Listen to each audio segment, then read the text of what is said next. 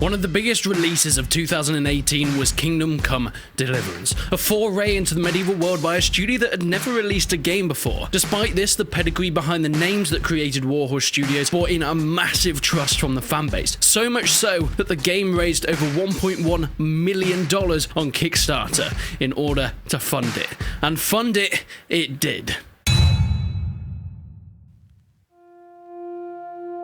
3 years ago, we got our first bit of hands-on with the game, taking players into medieval Bohemia, a first-person story experience like no other. The game primarily focused on realistic single-player gameplay, training as a soldier, and following the life of Henry, a blacksmith's son who had his life drastically changed by a deadly invasion. The game did incredibly well upon release, with great reception from players and critics alike, but much like any single-player game, once fans had run through all the story, the side quests and achievements, they started to dwindle. But there was one thing that can make them stay, and that was mods. So tell me, my fair viewer, why did they never truly arrive?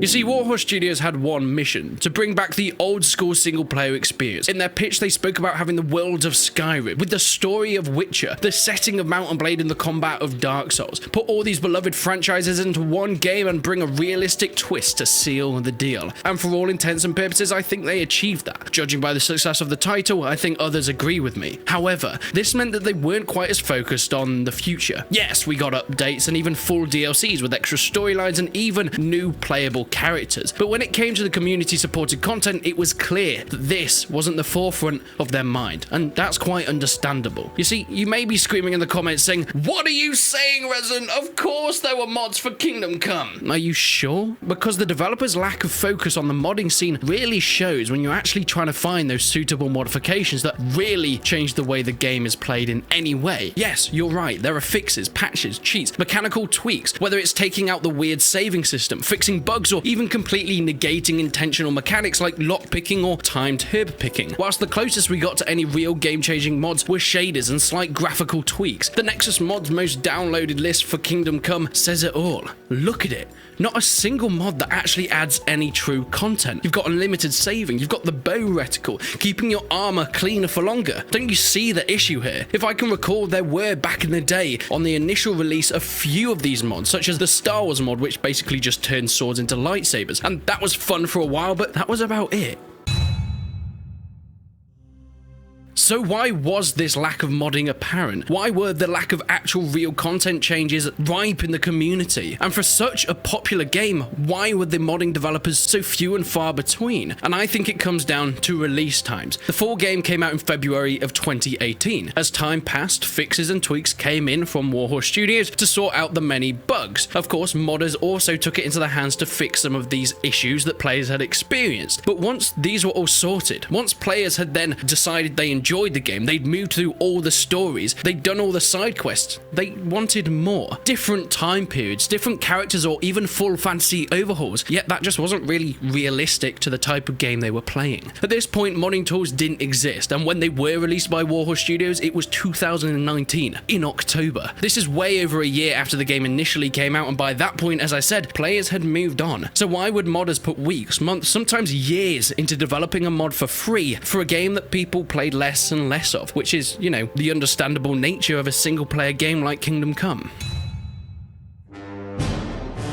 Let's take another example to try and work out what the differences are between other games in this genre. You see, a single-player heavy game like Mount & Blade Warband still managed to keep a solid player base for all their mods, and I think this is largely down to the multiplayer aspect. Additionally, you have the sandbox style of gameplay, so it meant even if you're playing single-player just in native, you can still play the game over and over again, completely differently each time, whether it's a new faction, a new playstyle, or even completely new armies that you want to try. Because of this, there was still a massive player base even years after Mount & Blade's initial release, so modders thought it was worth their time to carry on developing their complete overhauls. And in terms of repeatable gameplay, Kingdom Come had this to some extent with their non-linear storytelling. However, it was still the same story. It didn't matter how many different routes you took, how many different speech options you took with each character, the main beats were always the same, making replayability somewhat limited. None of this is a knock on Warhorse Studios, this is just how it was intended to be. That's what they wanted, and that's what they achieved. But personally, I do feel it is somewhat of a shame to see that the projects that fans really wanted became left behind because of this decision. I mean, some of the mods were immense. Lord of the Rings mods were planned, samurai editions, even a full co-op version of the single player was in the works and getting to the point where it was sort of working. And perhaps one of the most famous mods was the Seven Kingdoms. Originally made for Attila Total War, the Game of Thrones inspired Total Conversion would bring a whole new storyline and side quest, new characters, and of course gorgeous Game of Thrones armor, weapons, and even a completely new open world map. It was incredibly ambitious, but done by a team that had already done it within Total War. However, recently, like all the other mods, that has been discontinued, perhaps due to personal reasons, but I think what's more likely is the lack of a reason to carry on with it. Why release the mod now? The actual port from Attila to Kingdom Come Deliverance was started over a year after the game actually came out due to those late modding tools that I mentioned, and it would have released years into the future from now, where there'll be even less players with Kingdom Come and maybe even a new game by that point. So why would the developers carry on? And it's sad. A lot of hard work has been lost, and a lot of replayability has been left to the wayside. I don't think anyone is really to fault, not Warhorse, as they made the game that they wanted, and not even the community, as they maybe just were a bit too optimistic and wished for a highly moddable game, and that didn't turn out to be the game that they got. It just seems like one of those things that has a disappointing but understandable ending.